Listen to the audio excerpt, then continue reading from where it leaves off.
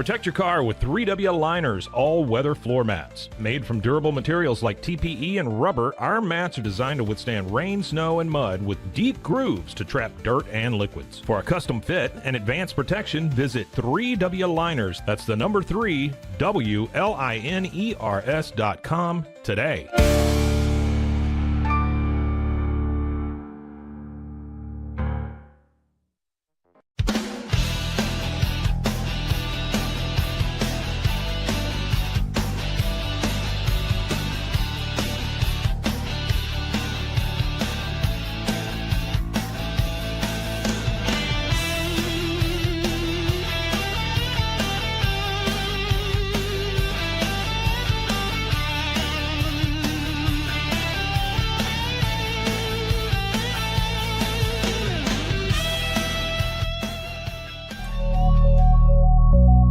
At Acasis, innovation drives us. Since 2008, we've been creating cutting-edge technology products that make your life easier. With a focus on performance, design, and customer service, we're here to help you work smarter, not harder. Join us on our journey to simplify your world. Visit acasis.com today. That's ACASIS.com today.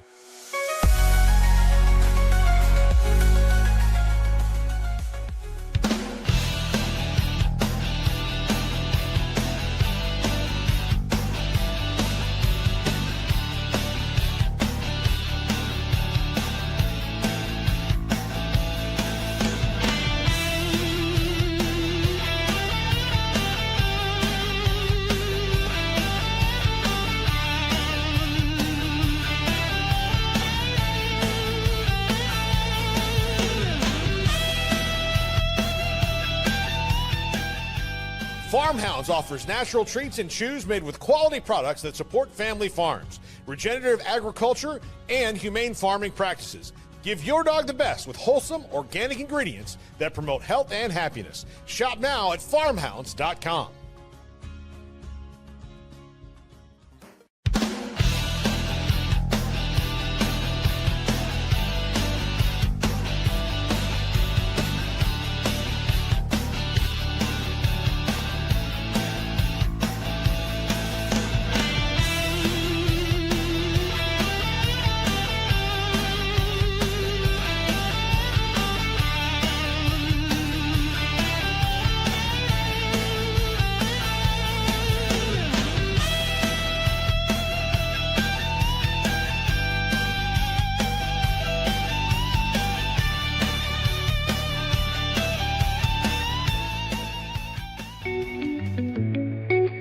Unlock a world of convenience with Mullybox, your one-stop solution for personalized subscription boxes delivered right to your door. From gourmet snacks to unique finds, each box is tailored to your tastes. Experience the joy of surprises. Subscribe today at mullybox.com. That's MULLYBOX.com.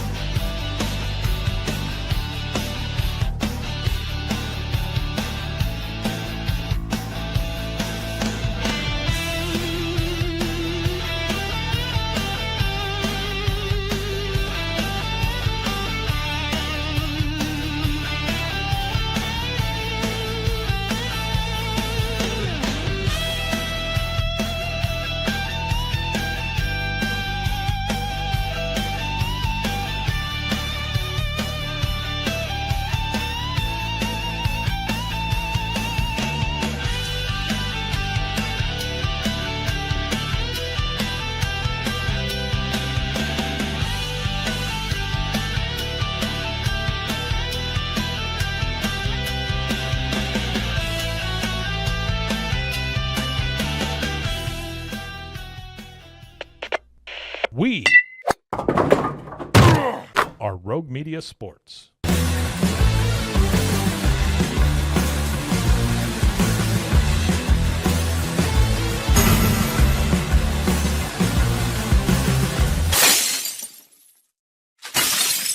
And welcome to the Cam Show, that's what the kids are calling it these days. It's powered by Rogue Media Sports Network. I'm your host, Cam Stewart. Zach Burke keeps us on the air 5 days a week, live on YouTube, and then wherever you get your podcasts as well. Let's get down to it. Yesterday, we did the top 5 worst deals of Don Sweeney's tenure with the Bruins. Today, we will go through Don Sweeney's top 5 best moves as GM of the Bruins. And let me tell you, it was pretty tough. Then we're going to look at Patriots training camp. Is Stephon Diggs actually going to be ready week 1? And what are the expectations for him? Is he going to be a 1,000-yard receiver? Why that might be just a little bit too much. And then they might have hooked me again. Did the Red Sox just save their season with 2 wildly unlikely heroes? We'll talk all that and more on this episode of The Cam Show. We start where we start. I got to give the guy some credit when I can give him some credit. Okay? It was all kinds of fun yesterday doing the top 5 worst Don Sweeney moves in his tenure as the Bruins. So if you missed that, check it out on the YouTube channel or, of course, wherever you get your podcasts as well. Like, subscribe, helps out the channel a ton when you do that. We're talking a lot of Bruins news throughout the week. But we did the top 5 worst ones, and that was a tough one to kind of whittle down which one was the other way. It was getting to 5 really impactful, good signings and trades that Don Sweeney has made. Now, I'm going to use the same criteria as I did for the worst moves, which means nothing in the last 2 seasons. Okay, I just don't think it's fair. Let's give it some time to play out. Obviously, that probably plays more into the worst moves than the best moves, but I'm going to still give that same criteria. So trading Brandon Carlo for a first-round pick is not going to be on this list. Without any further ado, let's get into it. Number 5 best move that Don Sweeney ever made was trading a 2019 second-round pick and a 2020 fourth-round pick to New Jersey for Marcus Johansson. Johansson was a huge part of that 2019 Stanley Cup final run all the way to Game 7 and was a pretty good player leading up to that with Washington. It was a consistent kind of 40-point guy, had a 50-point season with the Caps. But when he went to New Jersey, it kind of sputtered out a little bit. He was having a bad year. Jersey was going in the wrong direction. This was a year after Taylor Hall won the Hart, and they still couldn't do anything. So they trade him for a couple of draft picks. And Johansson, I mean, the numbers aren't huge, but he was a key part of that 2019 run. I think anyone who remembers that run remembers Marcus Johansson providing a ton of depth for this team. It was really that one year in the Don Sweeney era where they got depth scoring in the playoffs. Marcus Johansson was a huge reason why. 4 goals and 7 assists, 11 points in 22 playoff games. Huge part of that team getting some fourth line scoring. Another guy that was on that team that I thought about, and it's the honorable mention on this list, is Danton Heinen, but it was actually for when they re-signed him going into the 23-24 season, where you get a PTO, they got him at the veterans minimum, and he gave you a 40-point season, which was fantastic. So it was tough for me to pick between Danton Heinen and the Marcus Johansson deal. Even though the Heinen deal only cost you money, the Johansson deal was more important because it helped you throughout a postseason run. So number 5, trading a couple of draft picks that became nothing for Marcus Johansson and really bolstering your lineup in the most important time of the year. Number 4 greatest deal made by Don Sweeney with the Bruins. John Moore, Urho Vakanainen, a first and 2 second-round picks to Anaheim for Hampus Lindholm. This seems like a bit of a haul. It definitely did at first, and it might feel like this way again, but hear me out. I still think this is a pretty good deal. First off, the picks that you traded didn't become much of anything, okay? They were late first-round picks, more of a flyer. They took Nathan Gaucher, and they had Noah Warren and Tristan Luneau in the second round. So nobody that you've heard of here 3 years later. So that probably makes this a better deal than it's just turned out to be. But Hampus Lindholm was elite in that first full season he had with the Bruins in 22-23. He led the league in plus minus. I think he should have been a Norris finalist that year. He was really terrific on both ends of the ice. He did have a bit of a down year in 23-24. Looked like he was bouncing back last year before the kneecap injury. So still kind of, I don't want to say the jury's out on Hampus Lindholm, but he still needs to bounce back in this year for this contract to look great, because in reality, it should be pretty good. He immediately signs an 8-year deal, $6.5 million a year after making that big trade with Anaheim, which takes him through his prime. And at this point, $6.5 million, that's not a bad cap hit at all. In fact, if the Bruins continue to go in the cellar, Hampus Lindholm could be a good trade chip. But for right now, he is probably your second best defenseman and probably should be pairing with Charlie McAvoy on the top pairing. And so to get that guy for a couple of draft picks that weren't going to be premium anyway, this is when the Bruins were good enough that trading those first-round picks didn't seem like that big a deal. This is probably going to be the one that they look back on with Don Sweeney and say, yeah, that was probably fair. He traded some other first-round picks for a guy like Rick Nash, which was not a good move. Did it for Tyler Bertuzzi, which I think was a good move. It obviously didn't work out in terms of them advancing in the postseason. They lost in the first round to Florida that year. But I think this Hampus Lindholm one is still going to be a good deal, and I do expect a bounce back year. They kind of need it. I know there are a lot of Bruins fans that are saying, don't worry, we've got Hampus Lindholm back. And I don't know that it's quite that easy to say that, but I do think this was a good deal at the time. I think it's still a good deal now. Still one that I would make in the context of where Don Sweeney was, and with plenty of time for Hampus Lindholm to come back healthy and be the top pairing defenseman that we know he can be. So number 4, trading John Moore or Ovakanainen and a couple of somewhat premium picks for Hampus Lindholm. Now let's move to number 3, another guy who was big in that record-setting 2022-2023 season, but we go back to the 2021 trade deadline. Number 3 on the list, Anders Bjork and a 2021 second-round pick to Buffalo for Taylor Hall and Curtis Lazar. Before getting into the Taylor Hall portion, there we go. Before getting into the Taylor Hall portion of this, Curtis Lazar was a pretty effective player for the Bruins in his small role, mostly a fourth line guy, third line guy in a pinch, was big for their depth. Lazar, no, not for a long time, but was a nice little piece to kind of get as a throw-in in a deal. One of the great throw-ins in the Don Sweeney era, maybe the best. But going back to the 2021 trade deadline, the Bruins faced a similar problem that they faced throughout most of the Don Sweeney era. And that is they needed depth scoring. They needed a guy outside of Bergeron, Marchand, Pastrnak, maybe David Krejci, who could put the puck in the net. They needed a scoring winger, and Taylor Hall was probably the best on the market. It was a weird time in Hall's career. He had obviously won the MVP in 2018. He then goes to Buffalo for some pretty good money. And Buffalo is Buffalo. Like, it kills you. It really pulls the worst out of you. This is not the last we'll see of Buffalo on this list. But it really brings you down to low and dark places. And so Taylor Hall really wanted the Bruins. That's something that became apparent as the rumors heated up going into the trade deadline. Taylor Hall wanted to come and play here, and he showed it right away. I mean, he kind of fit in and became something of a fan favorite right away. 61-point season in 21-22, playing between that second and third line. Dipped a little bit in terms of that point per game, but 36 points in 60 games in 22-23 before he goes on the IR, which does allow the Bruins to make some other shrewd deadline moves in 2023 that did not make the list, Tyler Bertuzzi and Dmitry Orlov, even though I liked both of those.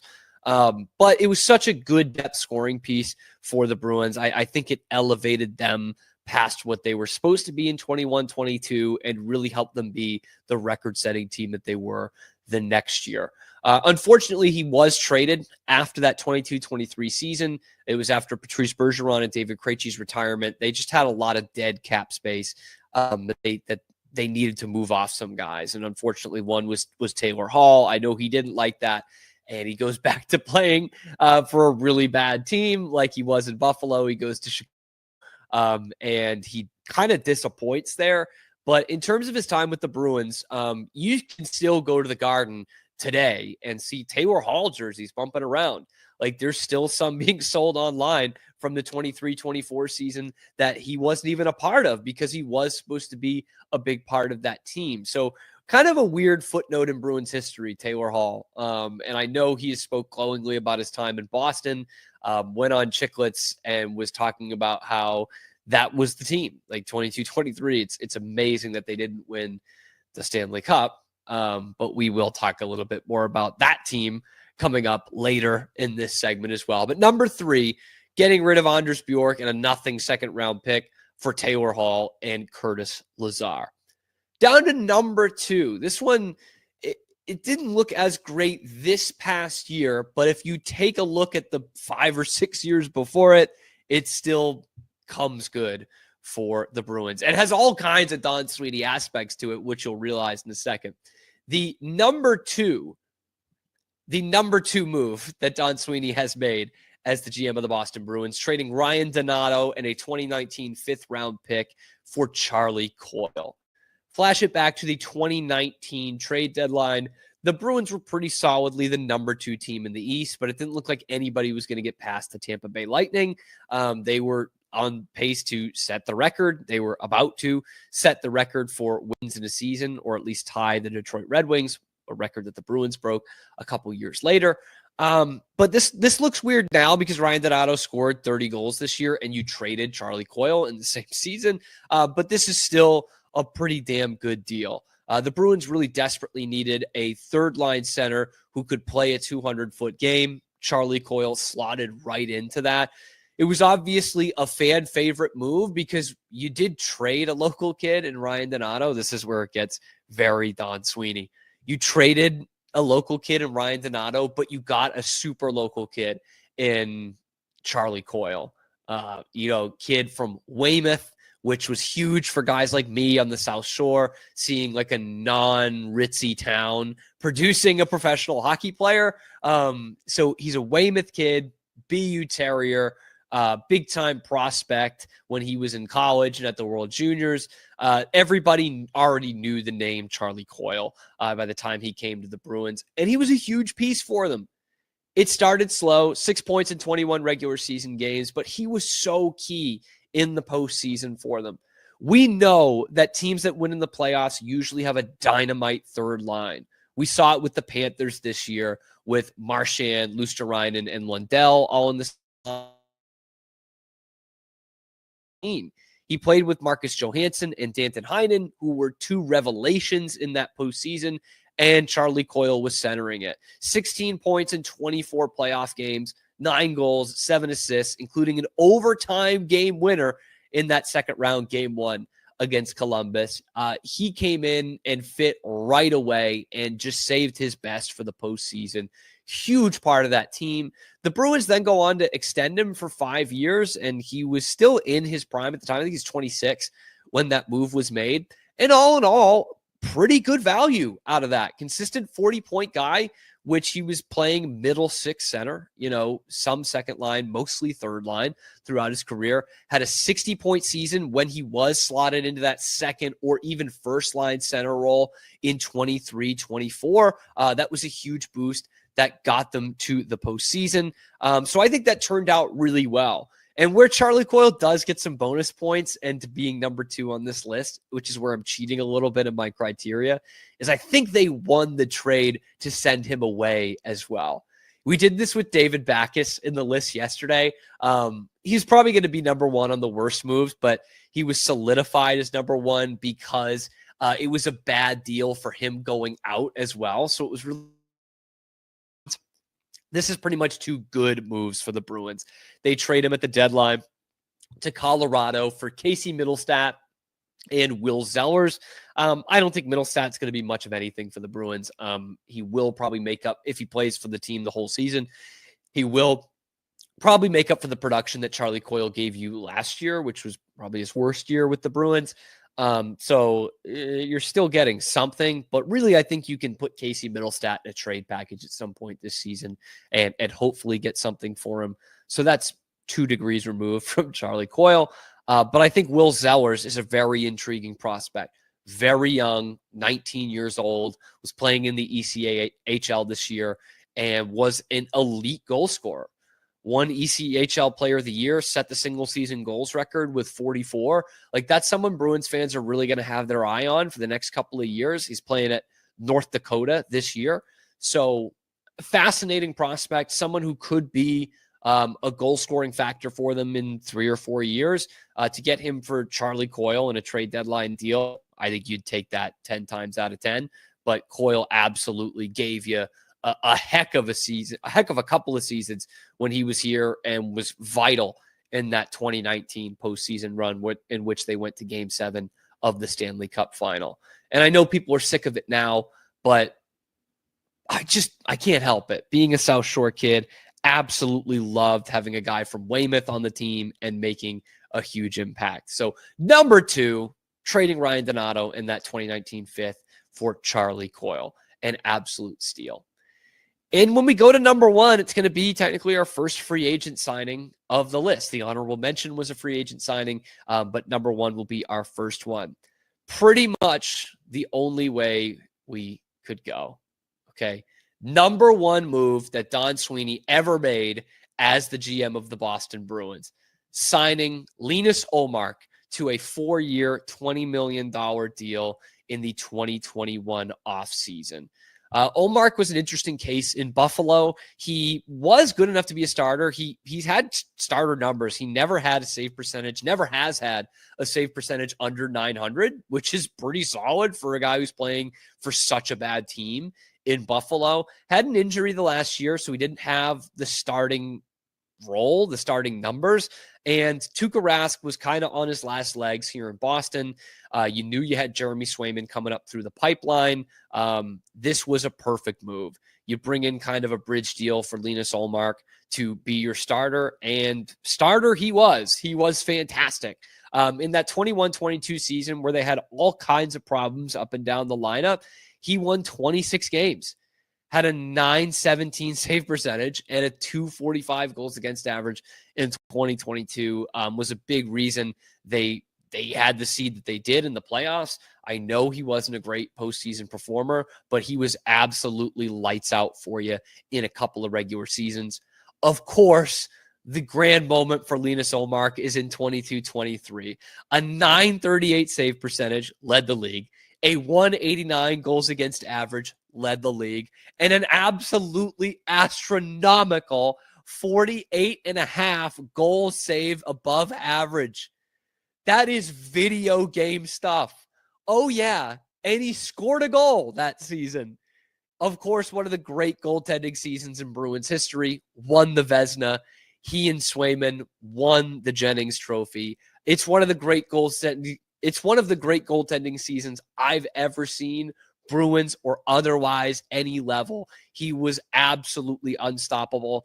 He was arguably the biggest reason why that Bruins team set the goals and points record in the regular season. They were statistically probably the most dominant defense in the modern NHL. Like, that's how good we were talking about it. And you know the story from there. Should have been a Stanley Cup winning team. There didn't seem like a world where they weren't at least coming out of the East, and they lose in the first round.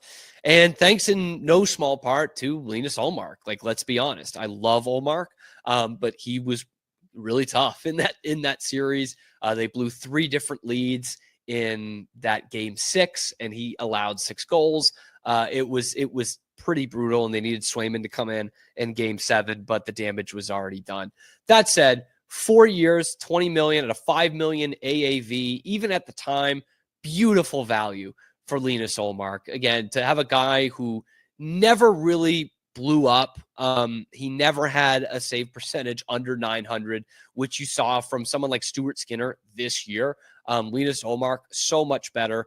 Do I think they won the trade to get rid of Ullmark? No. I didn't love that move at the time. I don't really love it now, and it reared its ugly head big time in this 24-25 season with the struggles of Jeremy Swayman. But for me, bar none, best deal Don Sweeney ever made was getting Linus Ullmark in here. I wish he could have stayed a little bit longer. I want to know what you guys think, though. Let me know in the comments section below. What's the best deal Don Sweeney made. And if you missed the worst, you'll definitely go check out that video. I know a lot of Bruins fans are going to love that one as well. But be sure to like and subscribe. It helps out the channel a lot. Only about 5% of you watching on average are actually subscribed to the channel. We're talking Bruins and hockey every weekday on this channel. It's completely free to like and subscribe, and it helps us out a lot as we're on the march towards 4,000 subscribers. So thanks for tuning in. I'm your host, Cam Stewart. Zach Burke keeps us on the air 5 days a week. The Cam Show rolls on. We're not done yet. We're going to talk about the Patriots opening up training camp. Stefon Diggs, how big a question mark is he for this team? And is he actually going to be ready week 1 of the NFL season? That is coming up next on the Cam Show. We'll be right back after these quick words from our sponsors. This is Rogue Media Network. At Open Goal USA, we're revolutionizing training for both soccer and lacrosse with our innovative portable rebounders. Perfect for players of all ages and skill levels, our rebounders improve accuracy, control, and technique in both sports. Built with premium materials for durability and ease of use, they're ideal for training anywhere, anytime. Whether you're perfecting your soccer game or sharpening your lacrosse skills, Open Goal USA has you covered. Visit OpenGoalUSA.com and elevate your training today. Relax with Hemp Delicious. Organically grown hemp, massively blended with delicious organic herbs, responsibly sourced for their holistic benefits. Each sip offers calming, antioxidant-rich wellness. Brewed just for you. Sip the calm with Hemp Delicious. Find your blend at hempdelicious.com. Introducing Muck Off's classic pink bike cleaner, powered by revolutionary nanotechnology that breaks down dirt and grime on a microscopic level while protecting your bike's delicate finish.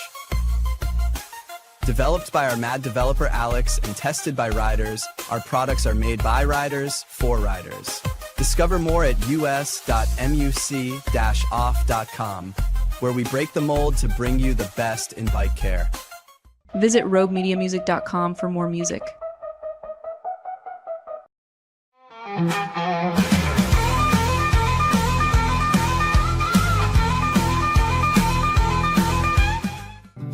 Are you ready to take control of your health? At 4U Health, we believe wellness and lab testing should be accessible, inclusive, and yes, fun. With our tech-powered at-home lab test, you save time and money while feeling your best. Say goodbye to long waits and office visits. Check your health on your own terms with 4U Health. Visit 4uhealth.com today and free yourself from traditional medicine. That's the number 4uhealth.com. And now, back to our show. Rogue Media Sports Network. I'm your host, Cam Stewart. That's why it's called that. Zach Burke keeps us on the air 5 days a week. We have talked Bruins. We went through yesterday. We did the top 5 worst Don Sweeney moves. So if you just caught the tail end of this last segment, definitely go check out that video as well. Today, we just finished up the top 5 best Don Sweeney moves, which, yes, were a little bit harder to rank and find 5. So if you missed that, check that out on the YouTube channel. That's where we're putting up all the segments after the show is done, after we go live on YouTube. And of course, if you're on the move, you can find us wherever you find your podcasts as well. With the way the Red Sox have been going lately, it has shifted all of our focus to Patriots training camp. Like, it's coming at the exact right time. Training camp opened yesterday. Everyone out there, my dad is already clamoring to get out to Patriots training camp. He does it every year. And the name on everybody's lips isn't Drake May. It's not top 5 pick Will Campbell. It's not even Mike Vrabel. The name on everybody's lips at day 1 of Patriots training camp, Stefon Diggs. The big free agent signing, basically coming in on a 1-year deal. Desperate. The Patriots just so desperate to be like, we need something on the outside. We need a big play receiver that people have heard of to come to this team. Stefon Diggs was the answer. We've heard all kinds of things now about Terry McLaurin. We heard about Cooper Kupp and the ridiculous deal that they offered for Chris Godwin. Stefon Diggs is what you get, baby. You get the pink cocaine and the boat and the scantily clad women, and you get a 31-year-old Stefon Diggs coming off an ACL injury. Do I hate the move that they went out and got him? No, I don't. I couldn't be that guy that was also clamoring for a receiver and be mad that they got Stephon Diggs. Would I have preferred any of those other three guys I named, Cooper Kupp and Chris Godwin, and I don't think he was available at the time, but Terry McLaurin? Yeah. Yeah, I would take any of those three guys over Stephon Diggs, but beggars cannot be choosers at this point. And I probably would have taken Stephon Diggs over DK Metcalf, who was obviously the other guy that was on the trading block and got traded. I think I would still take Stephon Diggs. But one thing that you had to take into account was he's 31 years old. He's coming off a torn ACL in October of last year, and he's not going to be an impact player the first month or so of the season. At least we thought. He was out there day one of training camp, and in fact, he was highlighted as one of the top performers in day one of Patriots training camp. For whatever that means to you, okay? For whatever that means. You know, some of you might be saying, well, first day of training camp, like, I don't know. What does Stephon Diggs do for this team? How does he elevate this team? For one, he gives this receiver group some legitimacy. You know, I would argue 3 of the last 4 years, they were like the worst receiving core in all of football. 32nd out of 32. And going into the season, sans Stephon Diggs, you have some nice pieces there. Like, we like Pop Douglas as a nice piece. He shouldn't be your number one receiver, which is what he was last year. That's how you get to 4 wins. But he's a nice piece. Kyle Williams, the kid they drafted out of Washington State. Nice piece. Efton Chisholm, the undrafted kid from Eastern Washington. All right. Give the kid a shot. Maybe you get another shot at Jalen Polk here, who sucked in year 1, but we were so high on him coming out of college. You know, there's some nice pieces there. But that receiving group I just laid out to you, that might not be 32nd, but it's probably 30th, 31st. Like, it's still pretty friggin' bad. You add Stephon Diggs there, and now you've got some legitimacy, even if he can't play the first couple of weeks, even if he's not what he was 2 years ago. Do I agree with Pro Football Talk by putting them up to 21st as a receiving core because of Stephon Diggs? Hell no. That's too far a jump. That's insane. But I think why some people are getting even higher on this Patriots wide receiver room is the fact that Stephon Diggs might not even go on PUP. He's playing. He's out there. Day one of training camp. And so many analysts have been over this, basically saying if there was any fear that this guy would be out the first 2, 3, 4 weeks, 4 weeks if it's IR or PUP, then he's not out there day one of training camp. Like, he's just not. There's no reason to do that. You might see him running some drills on the side field, you know, at some other point in training camp, but him out there running the drills, catching passes, running routes like that, that doesn't seem to be something you're doing in day one of Patriots training camp if you're not going to be ready to go week 1 of the season. And he almost lost a dog yesterday on the pet adoption day. You're seeing it right here on the screen before that happens. But we've heard it all off season long that he's making this miraculous recovery. He's doing things that nobody's ever seen a guy at his age do. It's a testament to how hard he worked. Mike Vrabel saying that. And yet here he, and I was skeptical of that. I was like, come on, guys. He's 31. Like, what are we really expecting here? But Vrabel's like, hey, he's been out on the field with us. Players were excited to see him. We were excited to see him out there. He wasn't really slow or anything like that. He's out there. Phil Perry brought up a great point, great stat, and that was this. There's been one receiver in the last 10 years who's come off an ACL injury and then had a 1,000-yard season in the next year. That one receiver was Chris Godwin. He was 26. Stephon Diggs is 31. And you got to take into account, like, there's some good receivers who went out toward their ACLs, not just a bunch of stiffs and then Chris Godwin. and Stephon Diggs. Like Odell Beckham Jr. is on that list. And he hasn't come back anywhere near the form that he had since tearing his ACL the first time. So there's just no guarantee that Stephon Diggs slots in there and is a Pro Bowl receiver, let alone the All-Pro receiver that he's been in the past. Does he slot in there as, 60% of what Stephon Diggs used to be and be the number one receiver on this team? Probably. Yeah, that's embarrassing, but yeah, that's probably the case. And Phil Perry did bring up another good point in this kind of, I think it was on 98.5 talking about this when they were at camp.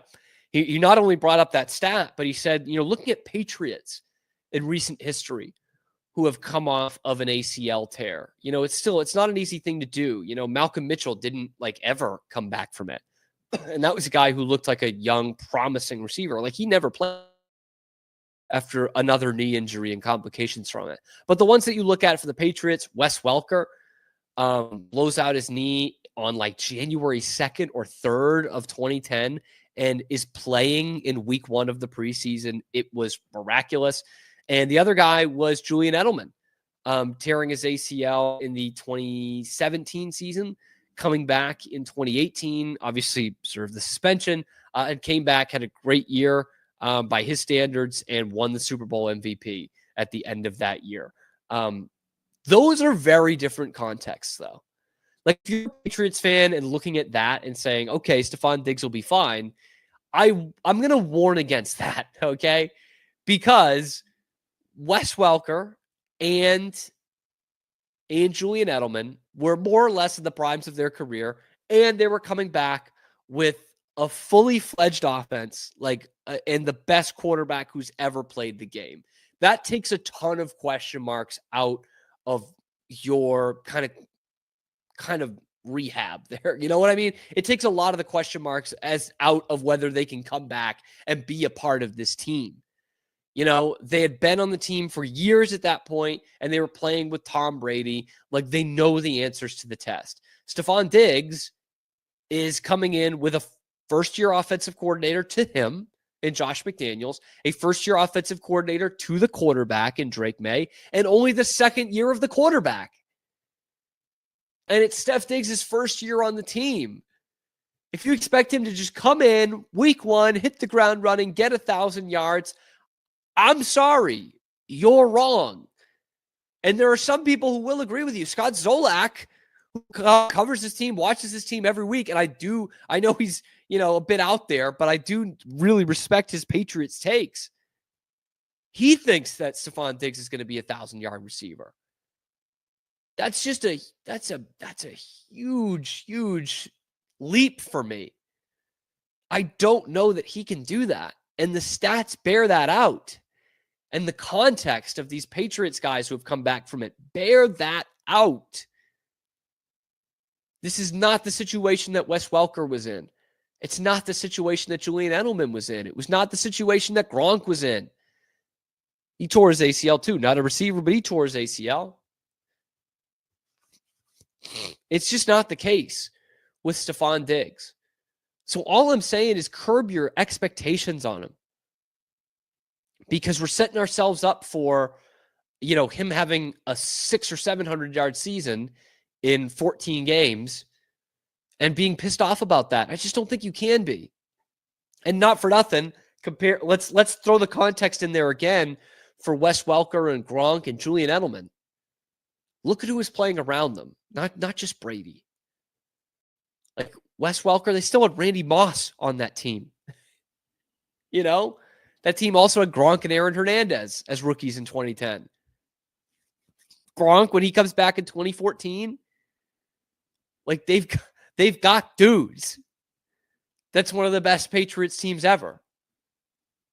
2018, Julian Edelman, he comes back and they've still got Gronk. They've got Josh Gordon on that team. Stephon Diggs comes back, and in terms of how the defense is planning for him, they're like, should we put our focus on Steph Diggs, or should we put it on Jalen Polk or Kyle Williams or Pop Douglas or Hunter Henry? It's a little bit easier to kind of key your defense around Stephon Diggs. I don't know. So I'm excited to see what Diggs can do this year. I'm excited to see how he elevates Drake May, because I think inevitably he has to elevate Drake May just based on how Drake looked last year, with just dog shit options around him. Like, this instantly makes this wide receiver room better. It makes his targets better, which are two different things. And if he can be a leader for this team, I don't know. I'm hesitant to say, because I don't know that he was a leader in Buffalo or Houston, and right away, day one, there's a problem. The first thing you hear about with Stephon Diggs with the Patriots is pink cocaine. I'm a little bit less optimistic about this offense than a lot of Patriots fans. I think they're going to win games this year. I think they're going to win more games this year. I think 7 or 8 wins is fairly reasonable.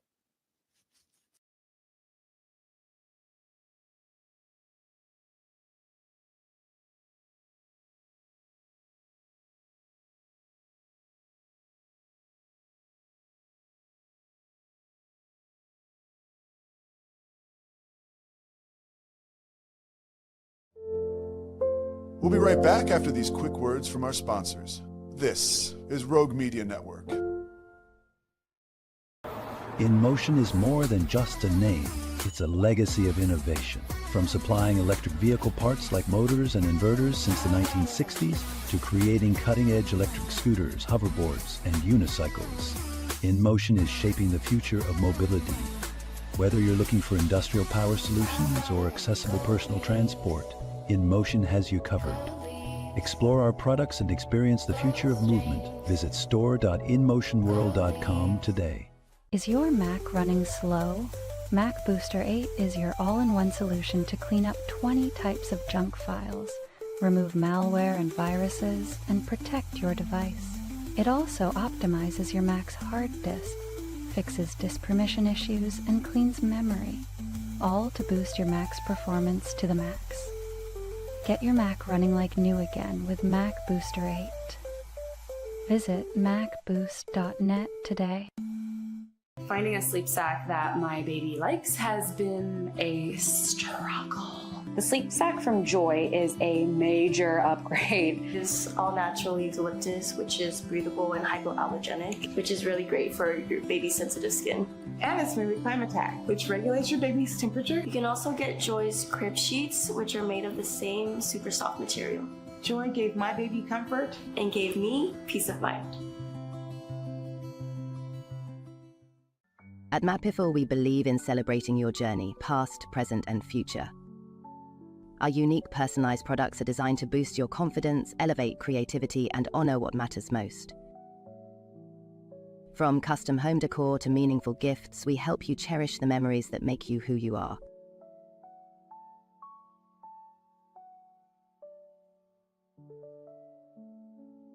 Visit mapiful.com and start celebrating your story today. And now, back to our show.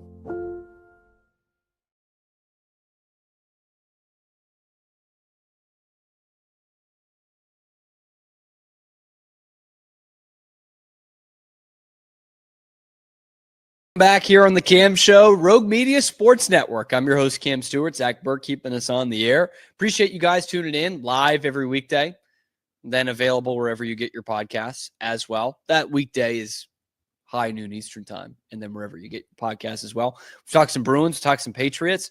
It is baseball season, and I'm trying not to get too invested here because of what this next week could reveal about the Red Sox, but I can't help it. They are 2-4 in the post All-Star break when they've actually played real teams. And here I am being like, it's all coming together. It's all coming together. I have a sneaky bad feeling about this Red Sox team. And that sneaky bad feeling is I think they are going to make the postseason. And I can't point to a part of their game that has impressed me enough that I say, this is what's going to get them there. The only thing I can kind of circle and point to here is that things are just getting too damn wacky. And it makes me think mainly of the 2016 season and a bit of the 2021 season as well. There were times throughout that year where it just didn't look like it was going to happen, right? You're like, damn, this is going to, in 16, they were going to revert back to their last place tendencies of the 2 years before after having a nice start. 2021, you were like, there's just too many holes here. You can't piece them all together. And I'm having both of those feelings about this Red Sox team right now. Like, you want to talk about crazy, man. Like, overturning that game on Sunday against Chicago. You're going into the 7th inning down 1-0. You've scored 1 run in the series, and it came in the 3rd inning of game 1. They turned that around. They hit 3 big homers. Alex Bregman pinch hit 3-run homer. That blows the game wide open. Then you have this Philly series. You lose a game off catcher's interference. Nobody's done that in 50 years. And then come turn it around, you have this massive comeback in game 3 of the series. It's your biggest win of the year. You're down 5-0. It looks like everything is just coming back to what the Red Sox are. You just fall behind in the 1st inning and never get it back. Your starting pitchers get lit up and throw BP in the 1st inning. And they're down 5-0. They somehow get it to 5-2 without a hit, basically, with 1 hit. And then Romy Gonzalez, of all people, Romy Gonzalez. I'm at a bar last night. We're doing bar trivia. And I'm sitting there saying to my girlfriend, literally, like, I'm setting the bar this low. I say out loud, come on, Romy, show me you belong to be in the major leagues. Show me that you belong in Major League Baseball. Just prove to me that you're a Major League Baseball player here. Just give me something. All the dude does is hit a grand slam, like literally the biggest hit of his life. And the Red Sox have 6 runs on 2 hits. And then they blow it again. I say they're going to blow it again. They blow it again, and they keep coming back. They let the lead slip away at 6-6. Then Carlos Narvaez, of all people, who's been the GOAT of this series and not the good kind, okay? 2 catcher's interference that leads to runs, okay? One of them being a walk-off, then having one the next day. And here he is in extra innings, line drive, 2-run piss missile that ends up becoming the game winner for the Red Sox. Win of the year, salvage the series. You go in against the Dodgers, who will probably pound your heads in, but at least they're not on a good stretch right now. By their standards, okay? You might have figured it out, but by their standards, they're not on a good stretch. This weekend is so crucial to this season and possibly next season for the Red Sox, because it will likely determine what they do at the trade deadline, whether you can buy in on this team or not. But because this has gotten so crazy, I just can't help but think of that summer of 2016 and that summer of 2021, where they should have been out of it 5 times, specifically 21.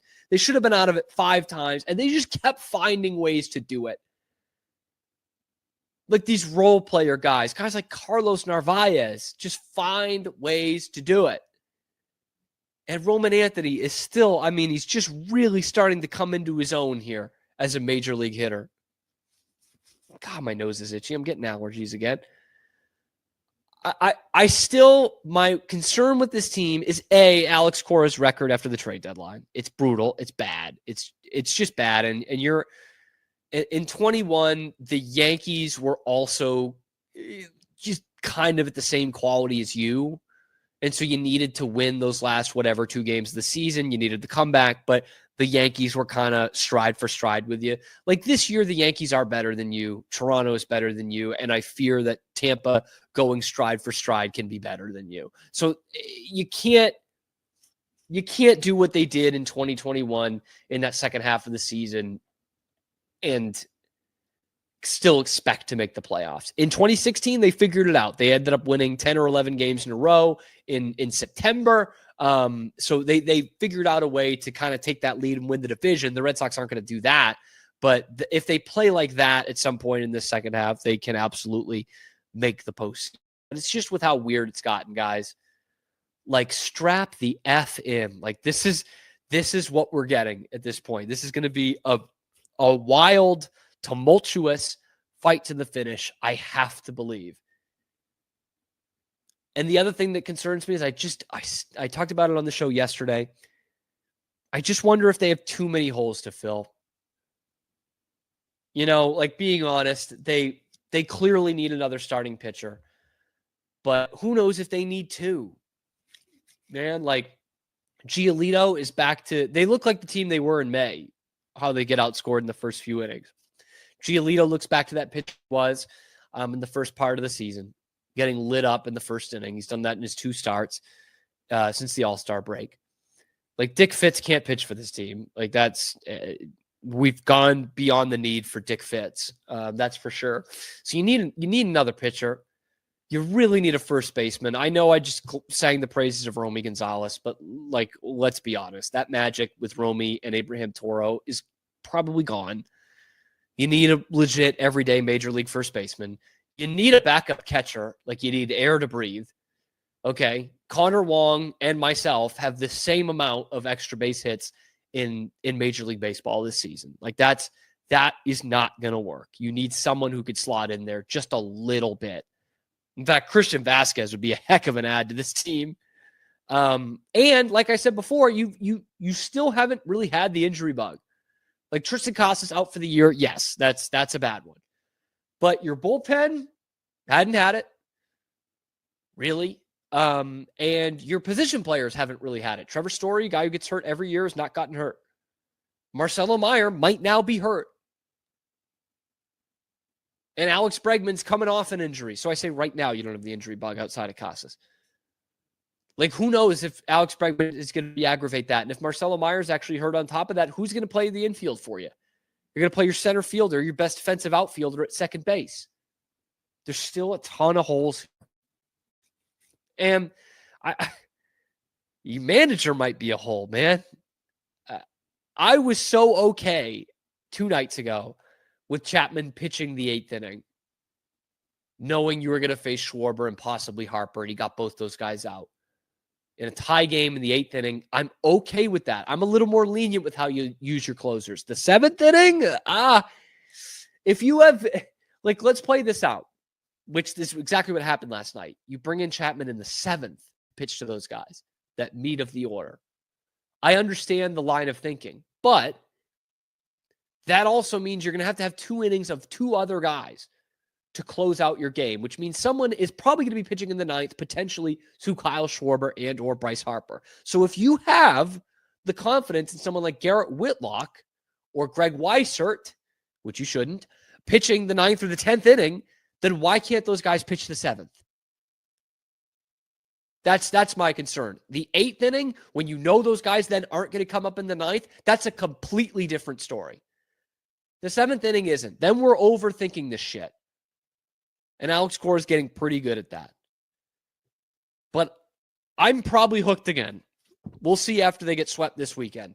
But let me know what you guys think in the comment section below. Do you think this is a postseason team? What do you want them to do at the trade deadline? Let me know in the comments. Be sure to like the video. Subscribe to the channel. It's completely free, and only about 5% of you are actually subscribed. It helps me out a ton and lets my boss know that I can keep my job and am worthy of doing this job, and therefore am worthy of living and making money.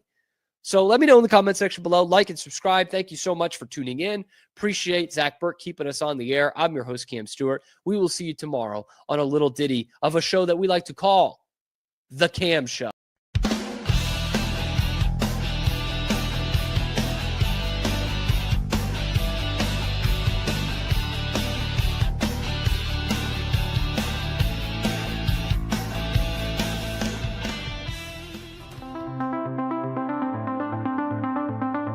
Transform your workspace with Hanomi Ergonomics. From adjustable chairs to standing desks, we provide solutions for comfort and productivity, whether at home or in the office.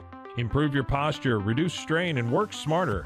Visit us at hanomi.co today. That's HINOMI.co today.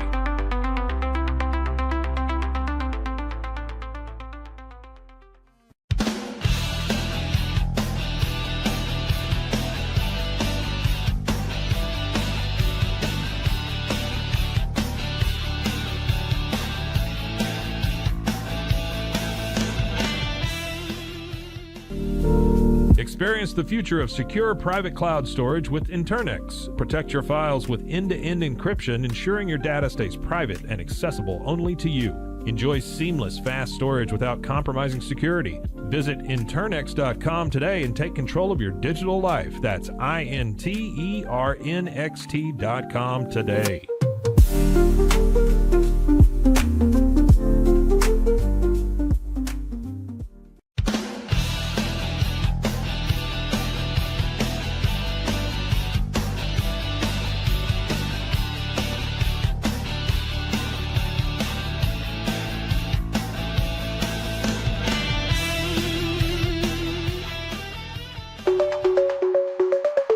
Protect your online privacy with NordVPN. Browse securely, access content from anywhere, and keep your data safe with military-grade encryption. Whether at home or on the go, NordVPN ensures your digital freedom. Stay secure. Download NordVPN today at nordvpn.com. That's NORDVPN.com.